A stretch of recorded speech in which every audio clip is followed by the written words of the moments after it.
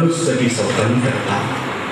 जब आप आनंद में होंगे तो बाहर की प्रीतियों की जो बेड़ियां हैं वो सब टूट जाएंगी। जो बाहर की प्रीति के जो धर्म हैं वो सब गिर जाएंगे, क्योंकि बाहर की पीढ़ियों के जो धर्म हैं, जिनमें हम पैदा होते हैं, जिनमें हम बंधे हुए हैं, वो जो बंधन है उससे मुक्त हो जाते हैं। क्योंकि बाहर की पीढ़ी असली धर्म नहीं है। बाहर की जो पीढ़ी है वो असली धर्म का विषय नहीं है, क्योंकि धर्म एक ही है और वो आंतरिक अनुभव है, वो आंतरिक चेतना है। उसका जब अनुभव होता है, वो जब अनुभव आपको होगा तो आप उस धर्म से परिचित होंगे।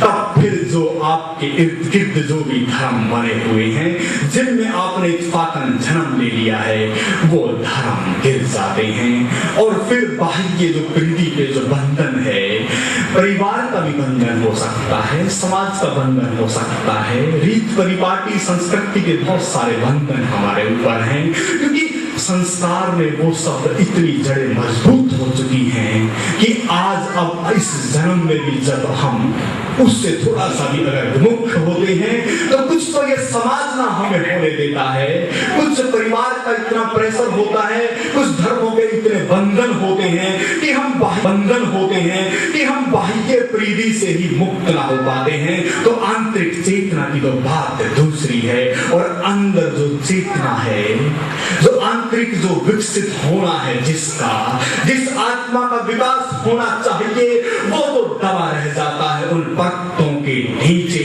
क्योंकि जब तक वो परत ना उखड़ेगी तब तक आप उस अंतरतम में उस ओंकार रूपी परमात्मा नाद को, उस ओम को ना जान पाएंगे।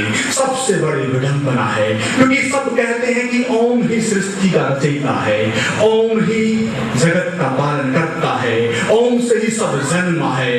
लेकिन क्या ओम उस शब्द के कहने से क्या ओम का अनुभव होगा? क्योंकि ओम ही राष्ट्रीय गति है, वही परमात्मा का अनुभव है।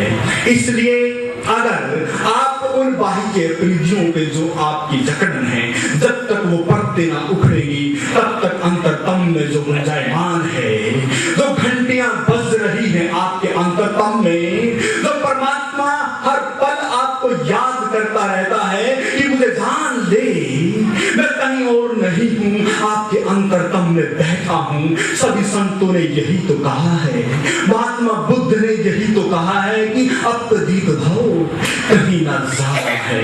आपके अंतरतम में वो ज्योति जल रही है, आपके अंदर वो दीपक जल रहा है, उस दीपक को बस जला ले, क्योंकि वो दीपक भी स्वयं में जल सकता है। आप बहुत से लोग सोचते होंगे कि शायद मैत्रेयानंद समाधि कुछ प्रयास करेंगे। मेरा प्रयास बस इतना है कि यहाँ तक आप आएंगे और उस आने के बाद जो यहाँ कराया जाता है, करना खुद आपको ही पड़ेगा। एक्शन आप ही करेंगे, कारवां आप ही होंगे, और वो ज्योति आपके अंदर ही जल उठेगी, क्योंकि वो ज्योति कभी ना बुझी है, ना कभी वो बुझ सकती है। वो निरंतर प्रतिपल चल रही है, अब भी आपके अंदर वो चल रही है, वो ना कभी बुझ सकती है। लेकिन बस उस ज्योति से हम अनभिज्ञ हैं, बस उस ज्योति से जो पर्दा उठता है, तो बस वो प्रज्वलन जो एक अग्नि की तरह जो धड़क रही है, वो आपके अंतरतम में आज अब इस समय भी चल रही है।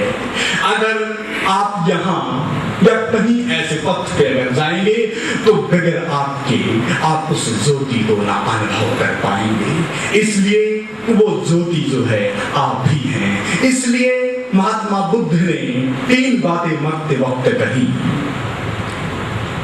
कि जब आनंद ने कहा कि भगवान आप चले जाएंगे, हमारा क्या होगा, तब महात्मा बुद्ध ने कहा चिंता ना करो, मैं मैत्री के रूप में आऊंगा। अब इस मैत्री को ना समझ लेना, लेकिन मैत्री का जो अर्थ है उस अर्थ को आप जान लें। लोगों ने सोचा कि महात्मा बुद्ध शायद मैत्री के रूप में आएंगे, बड़ी भ्रांति है। महात्मा बुद्ध का भाव वो ना समझ पाए।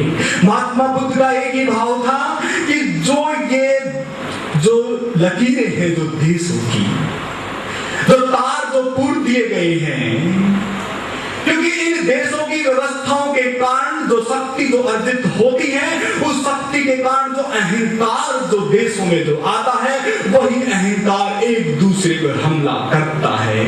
और उस नरसंहार को जब महात्मा बुद्ध ने देखा तो उसने कहा कि मेरी उपस्थिति तो सदा है, जब ये सारी की सारी जो लकीरें हैं, जो ये तार पूर दिए गए हैं, जिस दिन ये मिट जाएंगे उस दिन तो मेरा होना होगा, उस दिन तो मैं होगा।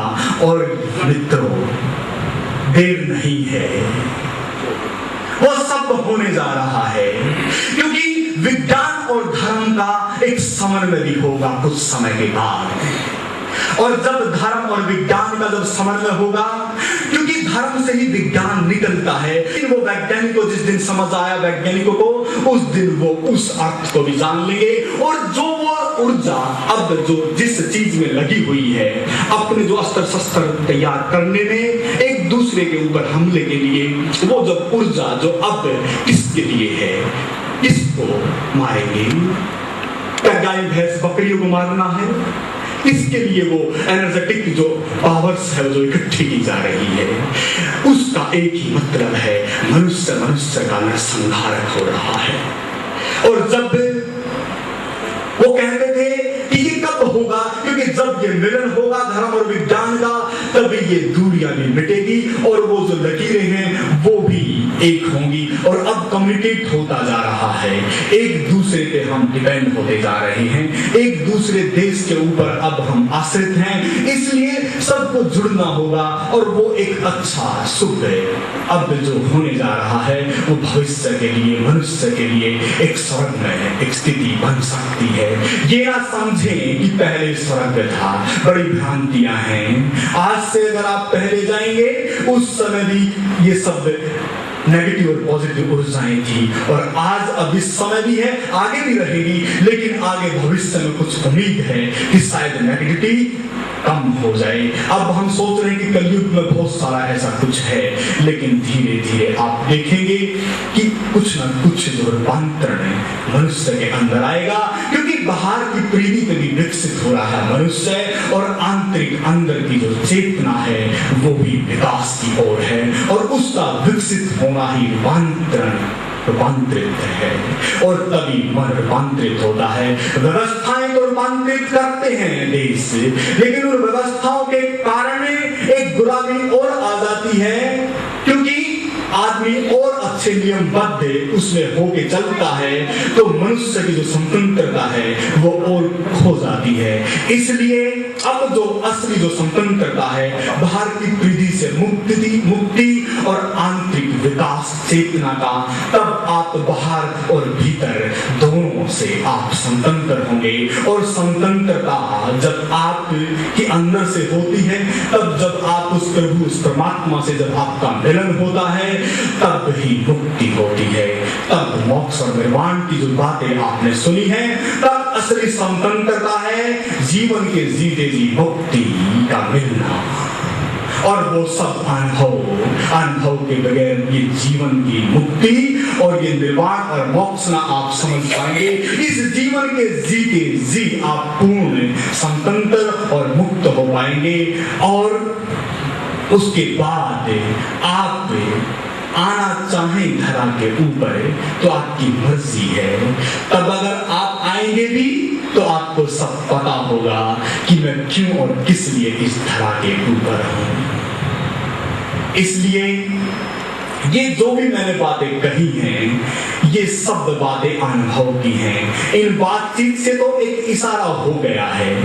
अगर किसी के अंदर भी अगर कुछ जिज्ञासा, अगर कोई प्यास है, तो वो इस साधना पथ पे चल सकता है। और सबसे बड़ी बात मैं कहूं कि यहाँ हंसते खेलते पूरे संगीत में होते हुए आप उस प्रभु से मिलन करते हैं, उस परमात्मा से जुड़ते हैं। और परमात्मा से जुड़ना ही पूर्ण योग है, वही योग कहलाता है।